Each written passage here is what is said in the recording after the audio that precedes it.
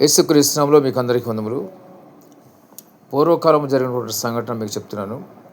ఒక ఆయన చక్కగా కార్పెంటరీ చేసి డబ్బులు సంపాదించి భార్యకి ఇస్తే, భార్య ఆయనకి మరి పెట్టినటువంటి ఆహారం ఏంటంటే రోజు చారన్నం పెట్టేది. ఆ డబ్బులు ఏం చేసేదంటే చక్కగా దాచుకునేది.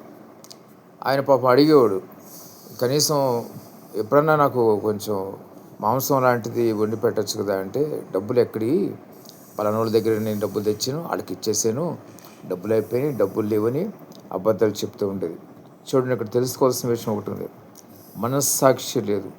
మనస్సాక్షి లేకుండా అబద్ధములు చెప్పి యుక్తితో మరి ఆ డబ్బులన్నీ కూడా దాచుకునేది. ఇటువంటి వ్యక్తులు చాలామంది లోకంలో ఉంటారు. భర్తలకు అబద్ధాలు చెప్పి మోసం చేసేటువంటి వ్యక్తులు చాలామంది ఉంటారు. అదేవిధంగా డబ్బులు దాచుకునేటువంటి వ్యక్తులు చాలామంది ఉంటారు. ఇటువంటి వాళ్ళకి ఏమవుతుందంటే మనస్సాక్షి అనేది ఉండదు. వాత వేయబడిన మనస్సాక్షి ఉంటుంది. దేవుని వాక్యం చూస్తాం, వాత వేయబడిన మనస్సాక్షి.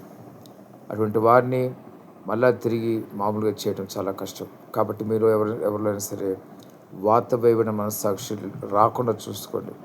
అట్టి మనస్సాక్షి ఉంటే కనుక మరి పరిశుద్ధ పట్టణానికి, పరలోక రాజ్యానికి మీరు చేరుకోలేరు. దేవుడి మాటను దీవించి ఆశీర్వదించును గాక. ఆమేన్.